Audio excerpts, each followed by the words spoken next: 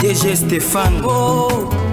Balamwange Congo ya Lumumba Congo Tafachi Beton Tangwe koki oyoyo Tangwango yangoyo ekoki Tolanda kango Papa Stéphane Balamwange oh yeah. Chers compatriotes, bonjour. Merci beaucoup. Vous êtes connectés Natango Koki RDC. Ça continue toujours à briller en République démocratique du Congo. Vous connaissez le dossier. Chéribin Okende. Jacqueline Dala vient d'affirmer que Chéribin Okende a été assassiné par les régimes Tshisekedi et par Tshisekedi. On en parlera dans cette émission. Et Denis Mukwege choisi comme candidat unique de l'opposition de décembre 2023.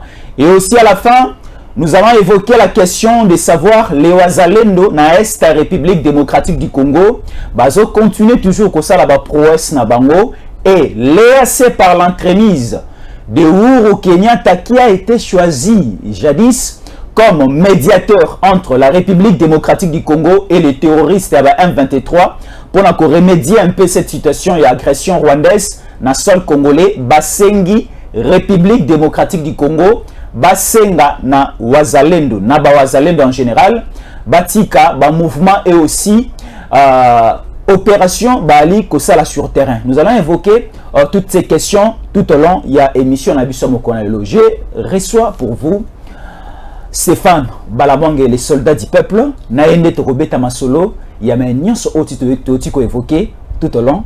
Il y a début émission Nabiso. Stéphane Balamwange, bonjour. Bonjour, Jésus Fiston Yankole. Merci beaucoup. Et c'est moi qui ai Sousou. Merci. Babisi Biso, Tozeli Pimoa Mingi. Banquette et Oumeli. Depuis le mois de juin, ça fait déjà plus ou moins 3 mois.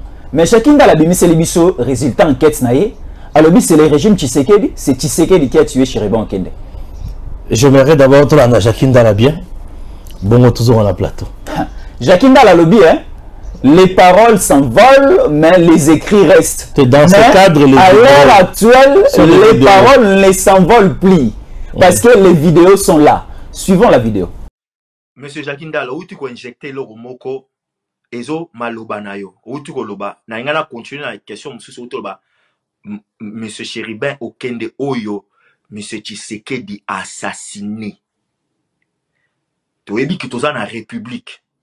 Donc il faut dire que tu es ceux qui sont lelo, batali émission Oyo, procureur de la République, tu eu de peste, tu dans le pouvoir, batali nino, bengi sur la justice, lobby, yaka ko justifier, yaka ko l'accepter que Monsieur Tshisekedi a assassiné Chéribin Okende. Aux après Okende Rola qui s'abattu que Monsieur Tshisekedi, la justice, Monsieur Tshisekedi a assassiné Chéribin Okende.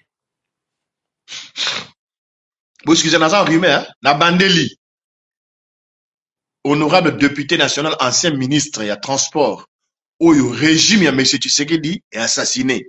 Oui, parce que ma preuve est ali, il y a document, il y a rapport, il y a conclusion, il y a rapport, où il y a Aner et Sala. Na logo ya Aner, na caché la signature ya bakonzi ya Aner. Debe zate na okende wala kisa banque, oui, document zali, RFI. Et le Bayango, c'est un grand média, s'il vous plaît. Ne négligeons pas, comment, Jeune Afrique et le Biango. Voilà. Vous allez commenter un peu au Pesanga. Pour les gars, on va le lobby. Nalingina tia oche nuance parce que la première fois lobby oyo Monsieur Tshisekedi assassiné. Non, dans le bas qui régime ya Tshisekedi. Non, sur Bandela, au la semaine, on qui régime à Tshisekedi. Bon, attends, dans le but Tshisekedi, ça va y être. Pour tout ça, mboka oyo so boyi mutu Kabila, bataille de pes. Au bon sanyango. Baku finalement il boule beti Kabila boyi batu. Donc comment ba Tshisekedi comment so bino tsiko. Tu kozonga ça ba vidéo karawana. Au moninga, yo ngana biso monsieur mon frère.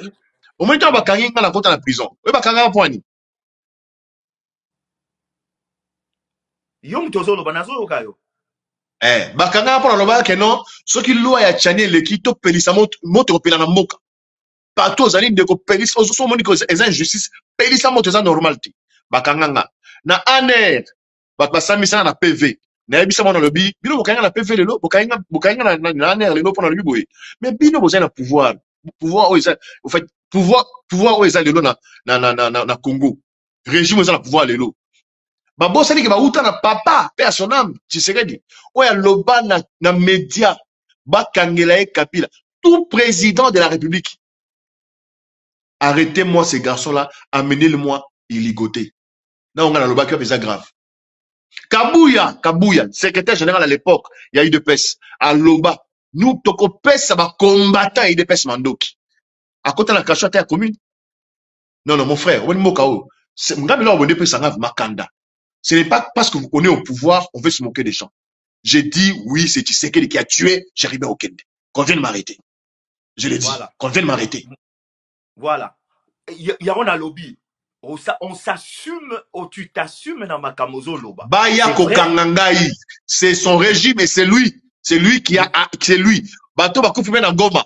Ezaïe. Oh ba bomi ba massacre. Bato ça na Goma il y a pas longtemps. Eza payé. Ndeko, ko monopoliser parole te. Nazo pesa ota loba. So na ina loba pardon tanga tanga loba. Omoni ke na répondre de po. Merci. Tolandi Jakindala. Jakindala, interrogé par Ndokomoko Abisso, de son père, Mikili Poto. D'ailleurs, na Poto, je dis bravo na Moussala, Ezosala Makuna, et pas il y a Ndeko Gustave Kalonji, il y a Kalonji TV. Ah, Kalonji TV. Na landa Kalonji TV, moi mingi, na landa Kalesusu HK Today, avec Ndeko Nabisso Honoré. Na landa Kalesusu, moi Namboka Ndeko Nabisso Mubenga. Voilà. Le Congo en avant. Le Congo en avant. Le Congo est à nous. Voilà. Alors, Congo Penzaza Abisso. Jakindala, merci beaucoup. Il a été très conséquent. Dans la politique, il y a ce que nous appelons l'orgueil personnel et le raisonnement rationnel. L'orgueil personnel est une tolingi. Non, c'est de l'imbécilité.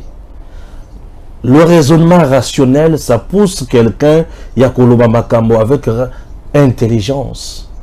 Ozoloba makambo ozo peser yango. Nazoloba nini et ko sala nini et ko pesa conséquence nini sur la société. Les clans ensemble vide Moïse Katumbi. D'abord, leur leader est étranger. C'est une candidature de l'étranger également. Parce que nous avons la candidature de l'étranger. De blanc. De blanc. C'est une candidature de l'étranger. Leur leader n'a parcours naïe. Bato bakufa mingi. Oh, tout va s'opposer na makambo naïe. Un journaliste qui avait dénoncé en son temps Maïmatali iranium entre Kabila et Katumbi à Koufa. Quand la l'épouse qu'a fait Oyazaki na invention na ya matali moi liqueur na moko ya kitoko à Koufa parce que Katumbi voulait tout gagner. Mouyambo ni muto révélé makambo nyonso oyo. Ça c'est de 1. De 2, Likamboya Chéribé Okende. Tout le monde le sait que na kati ensemble, moi na Chéribé Okende aloba que papa bana koloba ensemble balingi les sosungaité. Voilà. Pour bango bamona kike Chéribé akoma ki contre rapprochement ya Katumbi na Kabila. Albi to tikaka Kabila. Yo siko ozokende poto zo na Kabila et aussi mate ba trouver qu'azaki déjà traître. Et tango ba apprendre que Chéribé azoluka kutana président Tshisekedi malamoko basali nini babomiye. Na mukuse babomiye. Il faut qu'on ait déjà ligné à Batumi Balé. Katumbi na Félix. Na parcours na bango Félix satikali ko bomatan dinzité. Félix soja boma bomatan ngungi atumse na matoi. Mais Katumbi yé na parcours na yé matali ko boma tozo ka histoire mingi na nzoto na yé. Ozomona déjà place wana. Nazolanda malam. Jakindala a dit que Tshisekedi ne muto abomi Chéribé Okende. Merci beaucoup. C'est une façon de faciliter le procureur général pour la Cour de cassation. Firmin Vonde, on a déclenché qui enquête. Firmin Vonde, procureur général pour la Cour de cassation, a déclenché enquête. Pourquoi? Parce qu'il s'agit là d'un député national retrouvé mort. Voilà. Puisque jusqu'à présent, je ne sais pas dire ils allaient meurtre ou ils allaient assassinat. Puisqu'il y a la différence entre assassinat et meurtre. la différence, c'est ça. Assassinat, ils ont le prémédité, bien préparé. Donc, il ne comprend pas tout tel, ne cicatel, boye. Voilà. Mais meurtre, par balle perdue, ce n'est pas prémédité, ce n'est pas organisé. Au moins, Chéribin Togo, le Bézard qui assassinat. Hier, à lobby, c'est Tshisekedi qui a assassiné Chéribin Okende. Il confirme que Tshisekedi a un problème là, Chéribin Okende. Il y a un bon qui lui pas bon. Il nous parle aussi d'un rapport à ANRS qui est. Mais comme Akuna, tant qu'on a assassinat, à lobby que Tshisekedi a assassiné Chéribin Okende. L'assassinat, c'est quelque chose bien prémédité, bien préparé.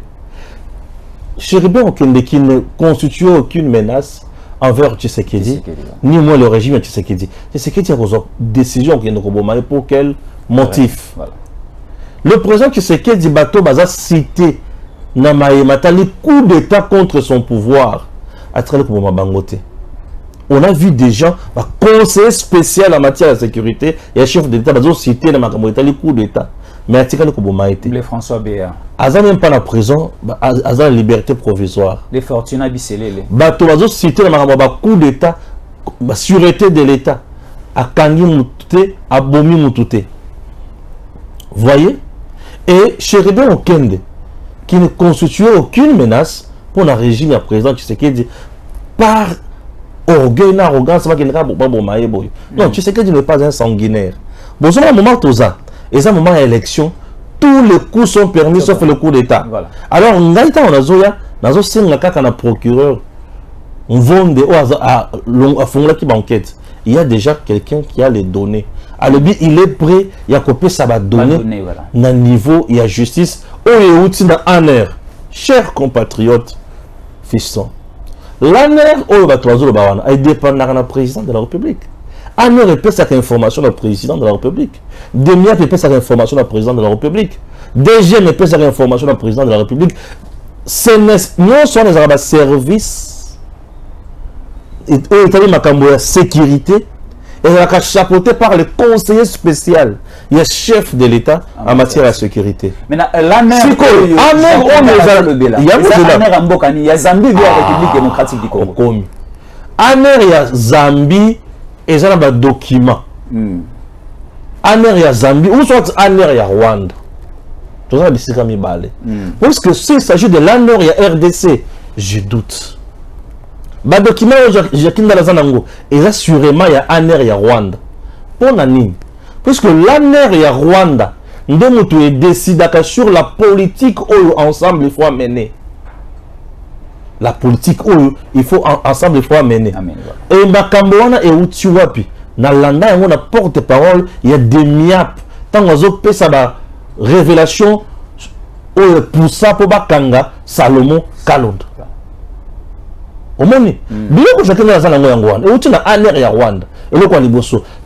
C'est toujours le Rwanda et pas le Wapikatumbi.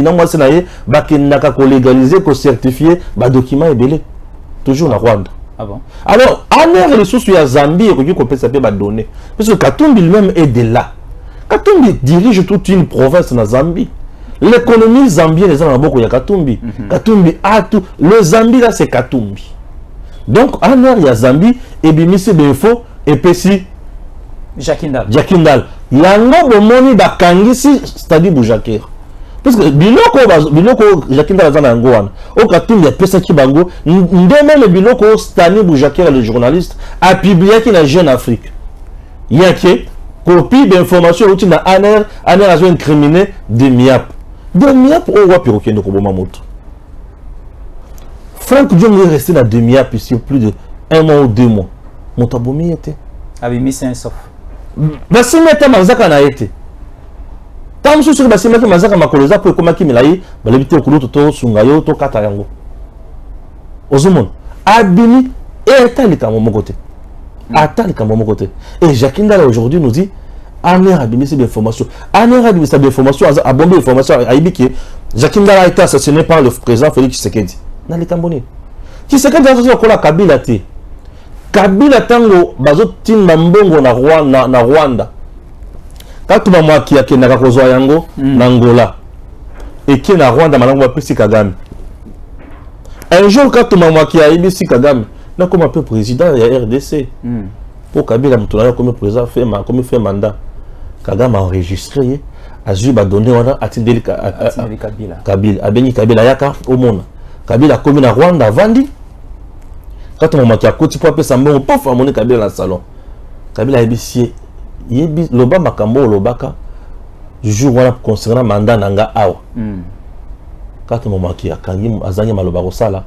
Kabila a mis mon dos qui a bêti. Ezra qui Nicolas, avion bien à Sama Belebo. Té! Avion, ouais, piopé.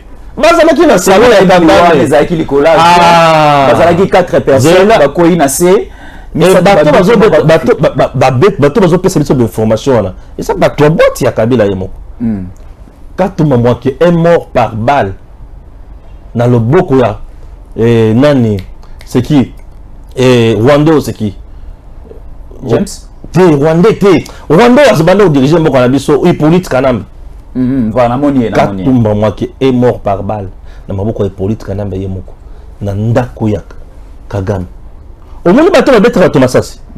Tu sais qu'il n'a jamais tiré quelqu'un bouilli. À que le cobeta, Cherbe Massa, si on a n'engue, ni. Bonjour, la Jacqueline de la bloc Bazolo. Est-ce que la question de non, justice n'a pas qu'il faut bengayo, il faut oya kola kisabiso. Tout ça, l'objectif sur lequel les gens sa place wana. Baby sa image tu sais qu'il y a une opinion. C'est ça l'objectif. Parce que c'est la communauté internationale et le peuple congolais qui mon c'est un sanguinaire, tu sais que tu n'es pas un sanguinaire. Voilà, parce que Tomoni Seni est clôturé déjà depuis la candidature au niveau présidentiel. Tomoni Montoya Souka vraiment aucun de côté qui Sekedi parmi Batasuka. Tomoni après déclaration naie et boti polémique makasi. Mais tu vois que déclaration au président Tshisekedi ne est-il Montoya Yambo ensemble pour la République. Apesi maloba na bashakinda la bako masiko ko sali réputation mokonzamboka na lenge boy. Ozoma déclaration mokonzamboka ezaki boy. Alobaki nazaki l'espace Katanga. Na commune na SNCC na kuti ba Jean bazana pasi mo makasi. Certainement eza makambo bakutana na ngomwa mingi puisque Katanga on ezaka dirigé par un gouverneur aujourd'hui candidat président de la République, mais lui-même c'était créer des entreprises privées en matière il y a transport. Mais azang le constat la malonga pour Katanga. C'est tout à fait normal. Tant on fait le bibon, alors pas qu'il on te sait qui les akatou mine toi bêtiti. Oui, normalement.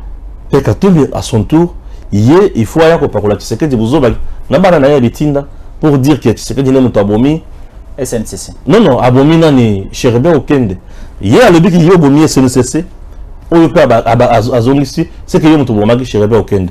Le quoi la biso tous en preuve. Il y a que tout miné mon toboma qui est nécessaire, tu vois, la preuve. Preuve à moi, le lengeni. Preuve, ils yo, au début, que société aux à l'État. Mon salaire, on a cause marchandise. Il y a Jekamine. Qu'aucun de l'angon n'a pas beaucoup à Moussous. Yo, le lobby, ok, c'est bon. Ok, aux yeux, entreprise non privée. Aux yeux, même, mon salaire, entreprise, il y a les chefs d'Anda Kosala. Au PC l'entreprise j'ai quand même dans que le gouverneur a décédé. Dorénavant besoin même marché wana eye pas na yo. Il y a l'état qu'on a sur marché au biki cité au bomi. Abomi complètement. Abomi abibisana banzela. Abomi abibisana banzela. Donc c'est un monsieur oyo akoki ko pesa ba tous les sons na mboka na biso et tant Jacques de la Zoya ko balake Félix Tshisekedi Mutu assassiné Cherbe Okende. Non. Wana peza isengeli Jakindala ba bengisa na justice. Procureur oya moni ki azali pembeni ya kusala musala wana asala yango pour que Jakindala a éclairé biso famille ya Cherbe Okende etikali orpheline. Toyo basoki ya solo toane mokonzi wa bomaka.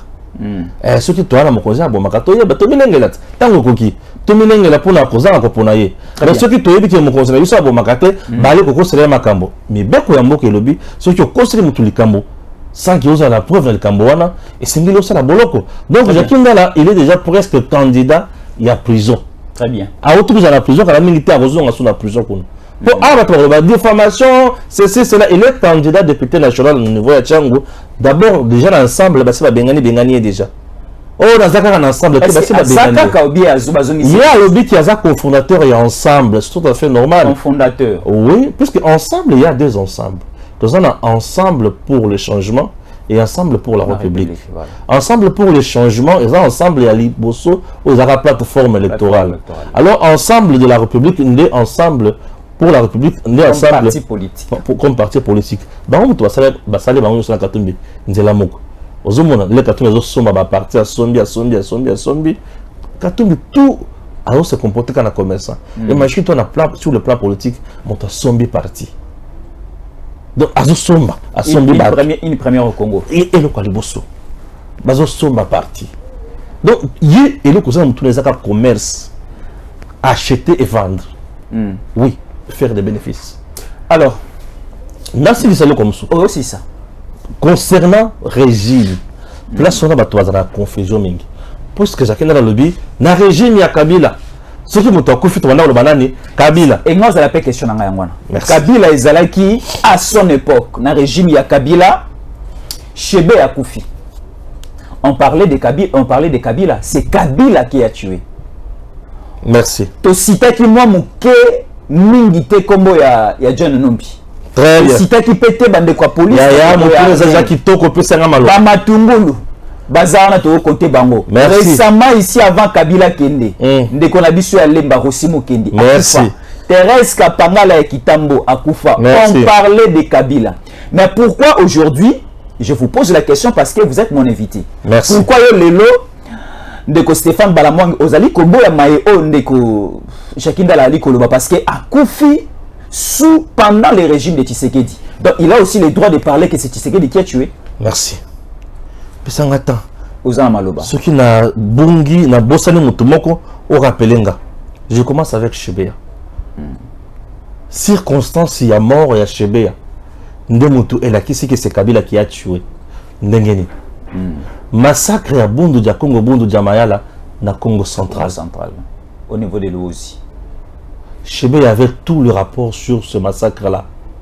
Noir sur blanc, Kabila et ses hommes, Babomikoun. Tu comprends? Oui. Puisque le Congo central n'a jamais été favorable au pouvoir à Kabila.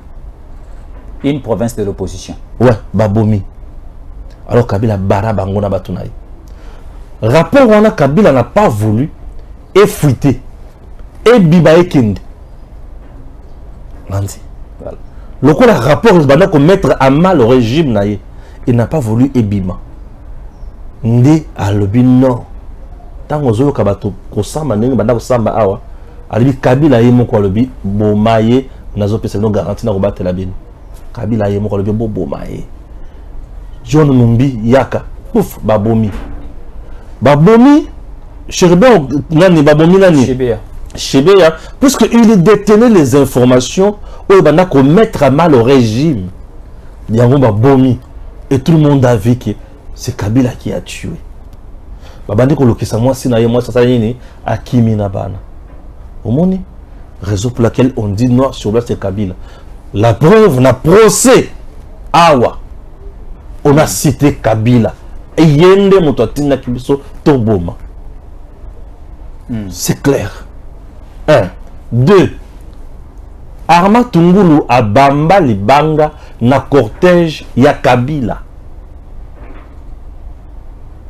Bakiti ba juillet akie na tongo bakuti kaka motu.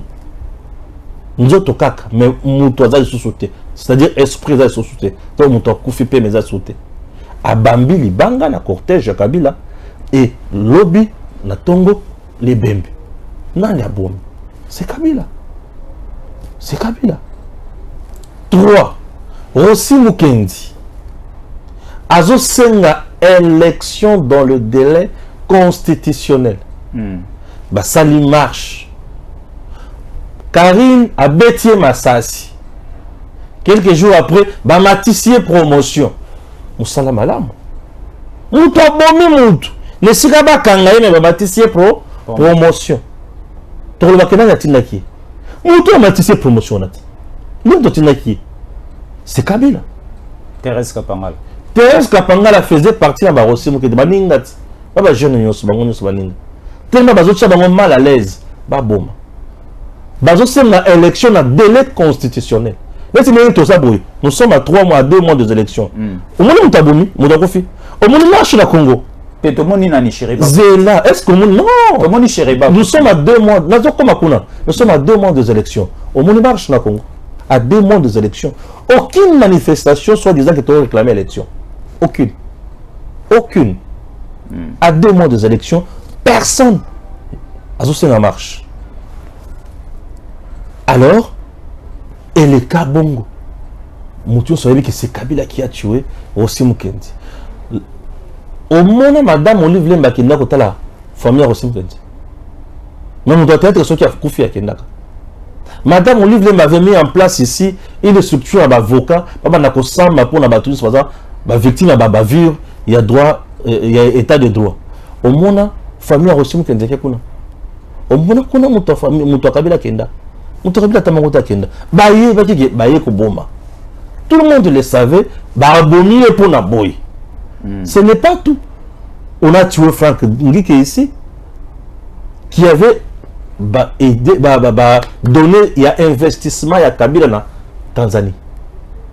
Et Eric aussi. Babomi, tu vois? On a montré celui qui est Babomi est pour Naboy. Maintenant, il y a Félix Antoine Tshisekedi Tshilombo. Tout un régime Moussous. Régime où il y a Fachi. Au contraire, on peut s'en une déclaration moko sur le plan politique qui met en mal Tshisekedi. Déclaration moko oyo Chéribin Okenda Sala. Oyo est déstabilisé Tshisekedi. On a joué malin bêté. On a pas tourner Mutuna. On a pas de journaliste dans la tourner. Mais on a invité. Mais dans le lobby boy. Répondre directement. Mais moi, je vous pose des questions par rapport aussi à ma question aux opposés. Parce que je n'ai pas le droit de vous répondre. La question de toutes les questions, de toutes les questions. Mais la régime est Tshisekedi. Aucune déclaration faite par Chéribin Okende où le maître Tshisekedi mal à l'aise. Même après sa démission au gouvernement. Avant sa démission, même après sa démission. Après la démission, Chéribin Okende n'a fait aucune déclaration contre Tshisekedi. Après sa démission dans le gouvernement. À sa déclaration, mon côté Amabé contre Tshisekedi. Aucune. Et le quoi les bosso. Et le quoi mi balé. Chéribin Okende a confié Tshisekedi était dans tous ses états. Mon président. Dans tous ses états. Il est diligente. À le biba service nyonso. À l'œuvre. Dans un poste la vérité zanim. Na conseil des ministres. 1 minute de silence en mémoire de Chéribin Okende. Au moment où yango 1 minute de silence n'attend Kabila na motu. Au moment pour 1 minute de silence dans le conseil des ministres pour la Katomba Mwaki. Au moment na Kamboana au loka yango. Non. Non. Et vous sentez que lorsqu'il parle pour un dossier il parle avec son cœur. Alouki, banqueteur sud-africain. Belge, français, américain, tout. Boya, tu as posé la vérité. Boya, tu as posé la vérité. Mais tu as l'agitation quand il y a ensemble. Et c'est là qui est totale. Agitation, c'est là qui est totale. Voilà. Naoti, je m'excuse. Oui, voilà. Agitation, et c'est là qui est totale. Agitation totale, oui, bien sûr. Alors, Namoni, on peut s'y détailler. C'est pour vous montrer que. Vous c'est ce que je dis. C'est pour vous montrer que Tshisekedi est dans le régime naïe, est dans la yé. Innocent. Innocent, voilà. Et tout va confier le régime de Tshisekedi. Le jeune Mpungwe, il a confié l'affaire de Moutoukaboué, il a confié le commissariat à la police. Au moment où procès, bateau va condamné, va condamné. Bateau va bomi, bateau na est, awa ba soda va fungazi moto. Va condamné. Donc Tshisekedi chez lui. Pour dire que c'est vraiment difficile. Car ça passe sans comprendre. En parlant toujours, il y a assassinat, ainsi de suite, parce qu'on vient de détailler, de faire un tableau par rapport à ONU et les cas qui à l'époque de Kabila. Et parlons de Tshisekedi. Ici, tu vois comment on a la déclaration de John Numbi en train de nous parler de Delphin Kaimbi, Narobet Labiso Lisolo, il y a assassinat. Il y a Chéribin Okende, Delphin Kaimbi, Chéribin Okende ba koufi na mandat Tshisekedi. Mais batu mingi bazo tirer attention quand on a Chéribin Okende. Or bazo oublier Delphin Kaimbi. Alors, par rapport aussi, il y a disparition, il y a Delphin Kaimbi. Et tout ça, ici, na Chéribin Okende. Et belé abatuli banda na poto, et belé pe aba ignorant à la gata mboka. Ils peuvent vous dire que c'est Tshisekedi. Delphin Kaimbi, qui était dans mon renseignement militaire. Il était au fond de Makambo Belé, il y a Kalev, il y a Makambo Kabila, régime Kabila. Il faisait partie, il y a ma clé, il y a régime. Il y a un service à l'État. Il y a sur un certain nombre de choses. Delphin Kaimbi, il y a un fungwa. Il dit ok, Zonga, Bongolobi, Oya, pour continuer. Bah torturer était, bah kangi était, bah tiens na boulot côté. Motoza na posa kanga. On ne joue pas avec le pouvoir. Hein. Le pouvoir arrête. Le pouvoir, ceux qui est immunisé, qui osent déjà commettre un roi mal à l'aise, on t'arrête. Voilà. Le pouvoir arrête. Hein? Le pouvoir arrête, Jésus. Alors, bah il dit Zonga Oya Lobby. Leur acquis n'a service à l'État. Puisque à l'époque, nous étions encore sous FCC Cash. Vers 2021. Nous étions encore sous FCC Cash. C'est-à-dire que tout y a Kabila Mato Imisu, Bazana on a quand tu sais dit mise en place la bicycle belé exacté. Donc il était entouré Kakana Kabiliste. Ministère de la Justice entre le maire FCC. Ba bien kingakati. Motunayo a fongami mabe. Ndenge zaboye il faut que ndegaka sinoté ba comme panayo. La loi des samouraïs dit quoi? Mais si qu'en vérité Bimana trahir Lingomba, il faut nous effacer pour couper, arrêter l'information et arrêter l'enquête. Delphin Kaimbi et Kabila, tous sont des samouraïs. C'est leur principe. Batuna Kabila Mukolo Moussous, ceux qui ont un poste au coup, il faut aller au coup. Oui, Kabila lui a souhaité. A souhaité lui-même. Il y a Massassi va être analysé. Ah bon, après tout c'est un militaire. Loi est samouraï. Bazaka ningi wana. Bango ba souhaita kaliwa wana. Akufina pauvre malamoko brisque, c'est fini aki. Kaimbi bato babomaye eza bato babanda ko détenir information. O ba yeba ki Kaimbi azana matrice information na biso. Ce qui to tikié à continuer na kopesa d'info na gouvernement Tshisekedi. Na régime na service il y a renseignement, c'est que nous sommes foutis. Au monde, Tshisekedi n'avait pas travaillé avec Delphin Kaimbi. N'avait pas organisé de coups avec Delphin Kaimbi. Comment et pourquoi à quoi tu comprends? L'Iwa ya Kaimbi et quoi tu peux profiter de Tshisekedi na nini? Amanda ko je dis Tshisekedi na nini? L'Iwa ya Kaimbi et profita qui na batu oyo bayeba ki Kaimbi azana ben information ceux qui a bimisi yango et ko mettre bango mal à l'aise. Nde batu boma Delphin Kaimbi. Chéribin aucun c'était un innocent tué par un juif au Congo. Nanko po aboya makambo mususu ebimate. Aucun de est innocent. C'est ça aussi le problème parce qu'aujourd'hui aucun de est innocent. Aucun de ne faisait pas peut-être mal à Tshisekedi, à la obstacle pour Tshisekedi. Ce qui Tshisekedi, Koboma, Chéribin Okende, et qui un gain pour n'a été.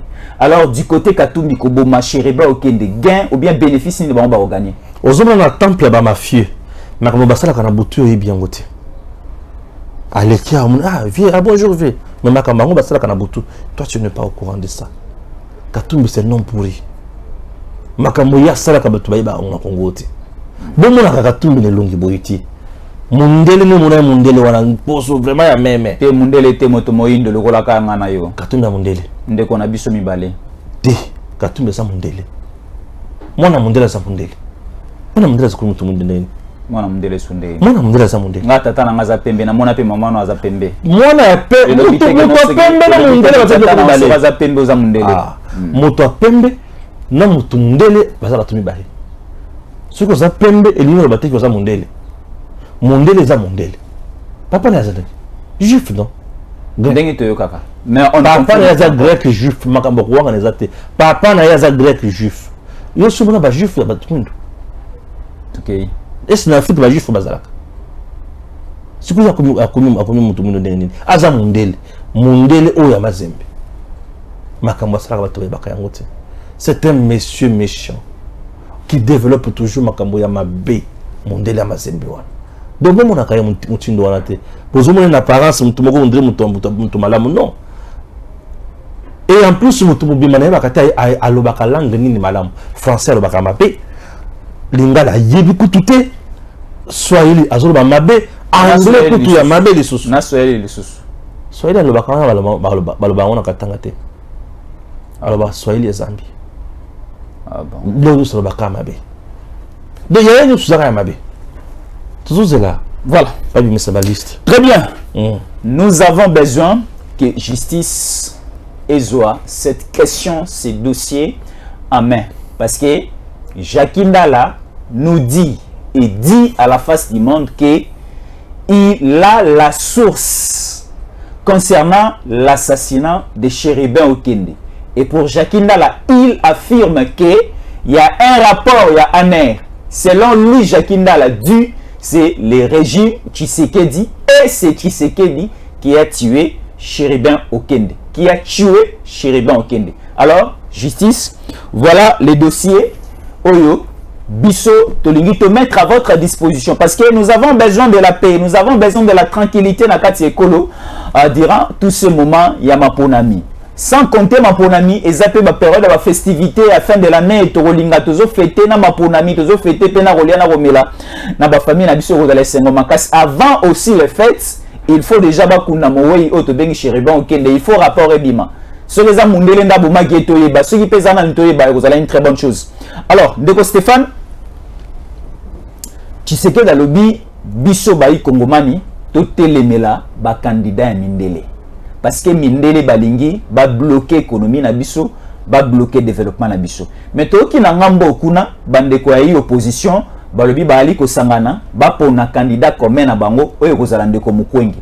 Est-ce que c'est un bon choix pour la ngambo kuna? Est-ce qu'il y a un choix oyo ekoki ko akoningisa mwa ko koisa makale kale quand il y a ndeko Tshisekedi? Merci. Les candidatures de l'étranger sont des candidatures criminelles, assassins, des candidatures qui viennent nous appauvrir, nous étouffer, nous asphyxier, nous garder dans la souffrance, dans la pauvreté, nous garder dans l'état, il y a main tendue à tout moment. Les candidatures qui viennent s'enrichir au pays au détriment du peuple congolais, des candidatures qui freinent le développement de notre pays. Depuis 1960, dans ces pays, on avait Kasavubu, oui. On avait Mobutu, on a eu Mouzé, on a eu Joseph. Aujourd'hui, nous avons Tshisekedi. Et parmi les présidents qui sont passés, aucun d'entre eux n'a raisonné Congo comme Félix Tshisekedi aujourd'hui. Félix Tshisekedi aujourd'hui raisonne Congo au vrai sens du mot. C'est-à-dire comment développer le Congo, comment appliquer en réalité la Constitution en ce qui concerne le partage équitable et un revenu national. Ça, c'est la Constitution qui le dit. Et Tshisekedi est allé plus loin pour dire 145 territoires. C'est une vision où il y a pour la Congo. Aucun est dans le territoire de Sandoa. C'est à plus de 2000 et quelques kilomètres d'ici. De Kinshasa. Au commune de chef-lieu, au bandi ko kota sur la chefferie, na ba groupement, na ba grande chefferie. Au Kouti bazo tonga école, bâche 145 territoires. Partout où je suis passé, na Sandoa, je me vois toujours à Kinshasa. Bazo tonga kak. 22 écoles. Clinique moderne, complexe scolaire moderne, 5 centres de santé, bâtiments administratifs, terrain de foot hyper équipés. Nassando. Ah, pour souvent dans Nassando. Mais tout ce qui vous a dit, ça fait un village, un territoire. Biloko Oy, Kabila Tikala Salangote. Mouza Salangote, Mobutu Saliangote, Kasavuba Saliangote. Natchano Pembeni. 145 territoires. Alors aujourd'hui, Batouana Baleki, Bazaki peut la pied traité. Bazana babola na bango basala moto boma Congo na bango nyo les Zaka Kabila Joseph. Alors, tu sais que Diaye une candidature vraie il y a Congolais pour la Kotonga Congo. Et en face de lui, nous voyons maintenant les candidatures de l'étranger. Il y a Liboso Zé Mukwege, il y a Mibale à Katumbi. Au Talibango. Bato soki bazui toko ma wapi. Bandinga ya papa ya Katumbi. Bazalaka en Afrique du Sud et Belé. Pour bana sana papa Katumbi na Lubumbashi. Tous les jours ici, va mettre des moyens en place pour que Katumbi Aleka va exploiter Congo. Mais qu'est-ce qui prouve réellement que ces deux candidatures, ce sont des candidatures de l'étranger? Katumbi po a postulé avant à Kenaka et pas Wapi. A Kenya na Mbandakate, a Kenya na Poto et pas ya papa Lekina. Kuna na Congo bazobo yana za la candidat président de la République puisque papa n'engage juif. N'ayez pas à bino soutenir ngai papa Paleki Katumbi. Ce qui prouve déjà que c'est la candidature de l'étranger. Oyami Balé, directrice de la communication, il y a association Moko ya Mukwege, a démissionné pour bazo Pekisaye a publié des informations aux autres les Rwanda. Madame Youyou, elle a démissionné. Je vois maintenant Mukwege, financé par la communauté internationale, qui tue, qui pille, qui favorise, viol na Est et Mboka. Kagame est avec Macron, Mukwege est avec Macron. Donc Mukwege est avec qui? Kagame. Aujourd'hui, Mukwege nous parle encore du rapport mapping. Non. Il n'en parle plus. Il n'en parle plus.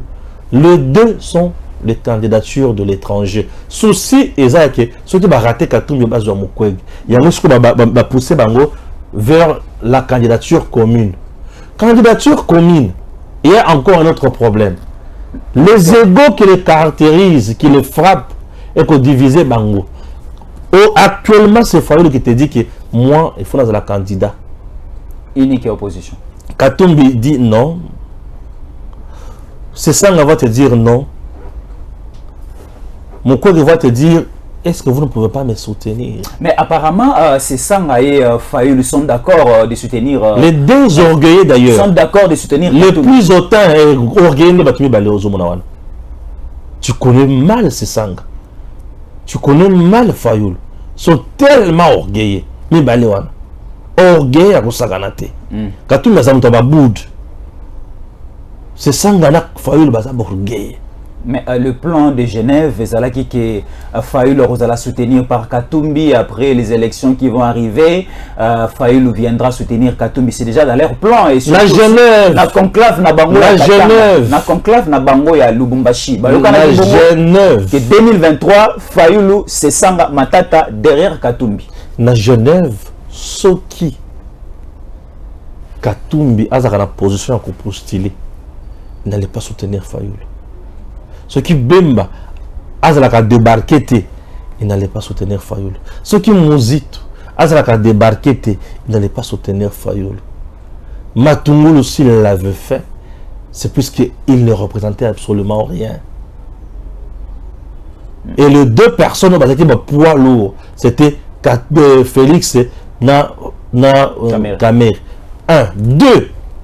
Katumbi, sachant que Tshisekedi, tu as manipulé ce qui a commis président.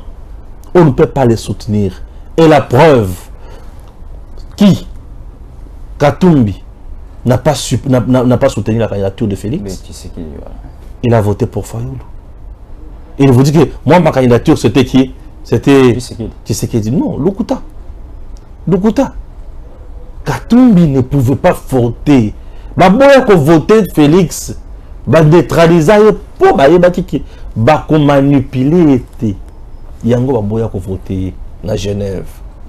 Genève n'est ekena ekena bato ba kene sika na position de faiblesse. Siko baloki siko maillon faible les sous faible voilà.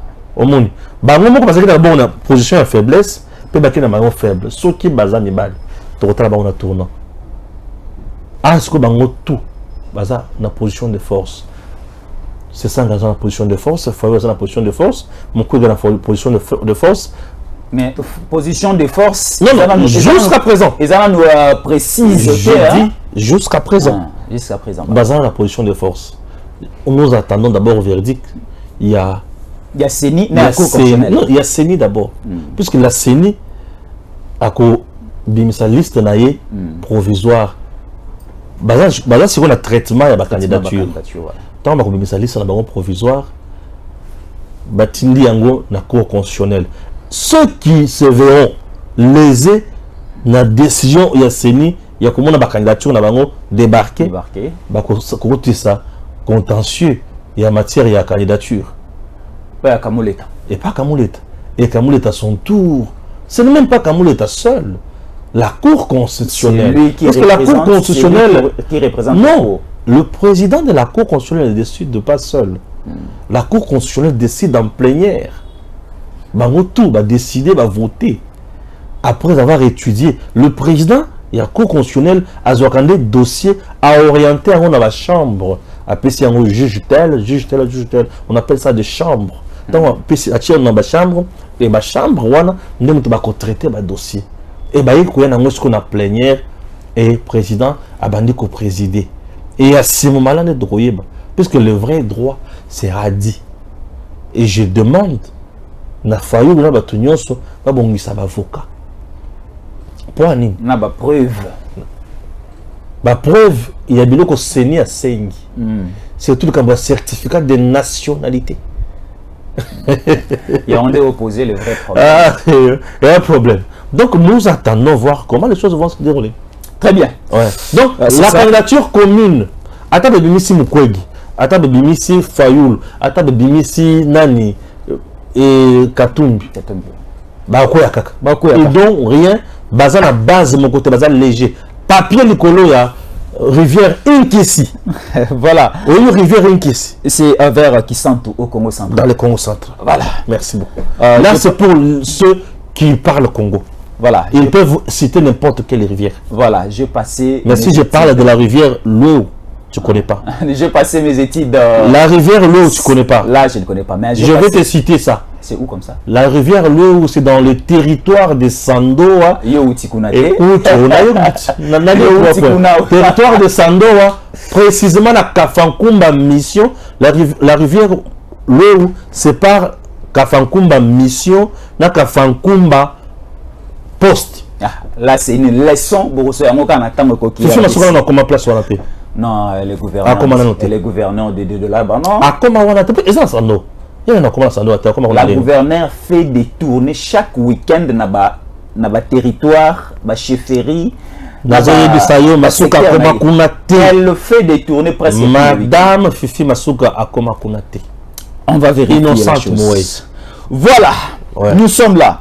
Les Wazalendo veulent entrer par force à Kiwanja et Rutshuru centre sans la permission de la force régionale pour attaquer le M23. À la porte de Kiwanja et de Rutshuru centre où quelques terroristes se sont réfugiés, derrière les contingents de l'EAC, les Wazalendo lancent un message clair au M23 et RDF. Nous allons entrer dans ces deux agglomérations de gré et par force. Alors, Uhuru Kenyatta choisit comme médiateur Yakocha Kinya entre la partie congolaise et les groupes rebelles M23, RDF, coalition, ainsi de suite. Une médiation pacifique au solo la colonne Kimia Boyokani, s'il faut mixage, s'il faut. Et Uhuru Kenyatta vient de hausser les temps pour dire que la RDC, l'autorité na yangoba pekisa, la montée en puissance, il y a Wazalendo sur terrain, parce que M23 bali kokufa mingi, et Bacha Kimia, Masolo Salama, et comme ça, on va voir la suite après. Uhuru Kenyatta, c'est un aventurier. Ici, nous sommes devant des choses. La première, l'État et le peuple. Ouais. L'État a décidé, il y a Solana et assez, que ça la force régionale pour ici Samakambo. Résultat sur terrain, la force régionale est venue sur le sol congolais pour traquer les miliciens, les terroristes. Bakoumi Baninga. La population observe. Bato Bazo Koufa, et sa force régionale, c'est la population. Et Wazalendo sont les jeunes patriotes. Bazo Mona Bana Nabango, Baleki Nabango, Papa Nabango, Maman Nabango, Bassi Nabango, violé, tué.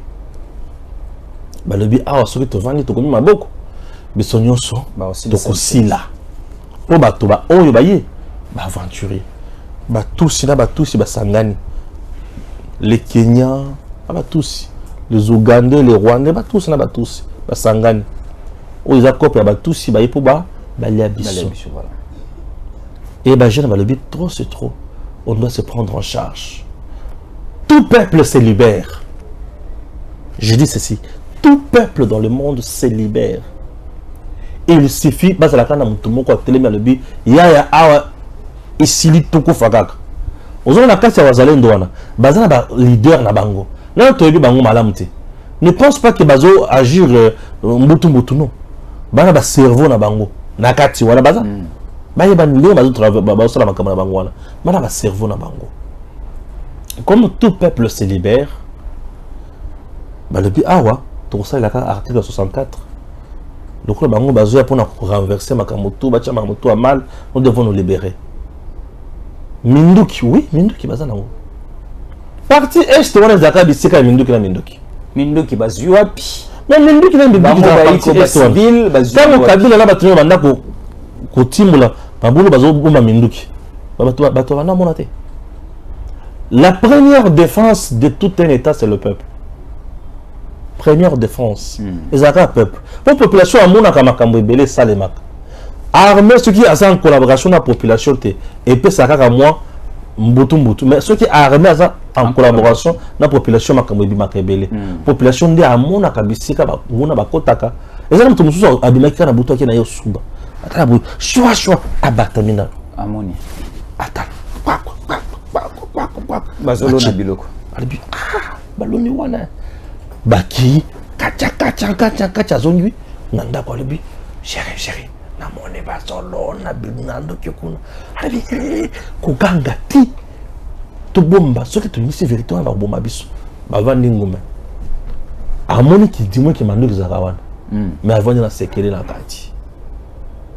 Moi j'aime lorsque le peuple prend conscience et wazalendo baza bato bazu conscience bato ba qui n'a formé armée baza banane baza peuple population à qui a formé armée alors population yemo ko lebiti trop c'est trop tout bomana na bato ndo wazalendo alors wazalendo maintenant nous sommes devant biloko bibale azoma na gouvernement na biso ndenge moko bazo dribbler par bato wana ba utala fachi ta wazo gangi le général Kenya wana Keba na population na Nangai. Ce qui a tombé kiawa et aux alamabe. Boye au salam. Fachi connaissait le peuple congolais. Étant président numéro 1 ya Congo, ayebisa général wana Bokeba. Population na ngaso qui a tombé et comme mususu yona population sani. A tombé. Population a tombé contre président na été. A tombé contre bato ba ya lebiti. Bato Bayum. T'as le peuple congolais. Azo attaqué et accepté. Bazo attaqué cible la bango. M23. M23 zuma ndo qui zuma ça c'est le bi. O bazo soba wazale noter la comme sniper. Ou mal le bi et betelia massacre et ça bazale noter ça sniper. Bana la ka en esprit. Et abilo bayo la mitendo. Il faut obtempérer ou encore accepter la décision, ligne de conduite. Maintenant, je me demande, le gouvernement congolais va faire quoi? Parce que j'ai suivi Choué, dire que tout le monde tenait la mission dans Maboko Bazalendo. Tout le monde est dans Maboko Bazalendo. Tout le monde est dans le gouvernement congolais, de son armée congolaise. Avez-vous vu un général congolais appelé ce mot d'ordre qui est attaquant? Non. Non. Le peuple y est mon non, il y a aucun peuple. nani akokanga peuple ezala mutu moko te akokanga peuple population moko a décidé de dire ah ouais trop c'est trop. Maintenant je me demande est-ce que Tshisekedi va dire Wazalendo c'est fini arrêtez bakoyoka ye bakomona André Mokonzi akomi accomplice na banguna c'est ka yo zondi manière bazo bomba biso besoin au niveau bache président de la République chef d'état-major général Akoloba Nchiwewe et Azalendo na azala poso na mona bena balabala te ah c'est que bino bolembo ba Rwandais. Nous sommes entre le marteau et l'enclume. Ce qui est à faire ici, Uhuru Kenyatta, Akanga Munoko naye, Aïe Samuninga naye Kagame ndeko naye, Azoba ndeko naye, Bitmana Bitina naye Bakongo basanini, Bazonga, ceux qui bazongi baké pa na bango, ou asen ndoko zonga na ndako naye. C'est l'unique solution. Le même Kagame aussi nous parle des droits de l'homme. Nous parle des droits de l'homme dans le sens aujourd'hui, la population congolaise commence à tuer sans relâche, sans même Kookamawa. Et le monde, ou encore les Occidentaux, les Nations Unies, Bali, comme on a tenenge bato Bali, Kokufa en cascade, dans 4 territoires congolais, nenge, population congolaise, Bazalen de Bali, Koboma. Et aujourd'hui, Kagame nous donne la leçon à droit de l'homme. Yako Kagame Kolobabo, est-ce que Kagame vient de changer à Bongoli Motema? Non, Kagame makila batu. Et si il comme ça, Gizengi. Il y a moi qui ne va pas Gizengi. Kagame aza nyoka. Ezana nyoka moko balakisanga na sandoa. Alela kaloko la soso. So ka badi ko la kaloko la soso yo lobi ah soso moko akangami kuna toki na tozo tolongo la soso wana. Leka ozo pusana. Hey. Coup de tête. Il y a des coups de tête. Nyoka. On a limba mona si. Oh bongo telema. Ele musu na kamwaka. Nyoka zo beta mutu coup de tête mutu koyi. Wa nyoka ndenge nini? Na chate fort. Bali bon, toki nakasina zambo mona. Na okete. Bali bon na kenengo na nyoka beta mutu coup de tête. Na okete. Kagame amuyibi. Kagame zagaboyo. Soki amoni kaka ba kile bakangi. Et que le problème, les peuples rwandais ou les rwandophones ne sont pas tués sur le sol congolais. Non, ce sont nos frères, ce sont nos sœurs. Pour quel motif? Les Congolais, basa population, yakanda comme batu baningati. Un Congolais ne tue pas un frère africain. Les gens qui sont tués sont le M23. M23, mouvement terroriste créé par Kagame pour tuer au Congo et nous imposer un dialogue. Des populations limitées. Vous êtes nos envahisseurs, nos ennemis. Vous venez nous tuer, nous violer, nous piller. Donc, nous ne pouvons pas vous laisser faire. Vous devez partir. Au lieu où Kenyatta a makelele pour rien. Non. Monsieur Uhuru Kenyatta, demandez à votre frère Kagame que vous aimez bien, que vous écoutez bien. Azokaka M23 naye alongola na sol congolais et la population va se calmer d'elle-même. La population a besoin de vivre en paix sur son territoire. Point barre. Voilà, là c'était le dernier message de Stéphane Balamwangé. Un petit message autopécie et pas à Uhuru Kenyatta de dire à Paul Kagame de retirer ses enfants dans le sol congolais. Bazonga na Rwanda, nous avons besoin de la paix pour développer notre pays. Comme a dit le président Félix Antoine Tshisekedi Tshilombo, nous allons maintenant donner aux Congolais le DP. La paix et le pain, surtout pour ce deuxième mandat, c'est déjà garanti. La paix et le pain.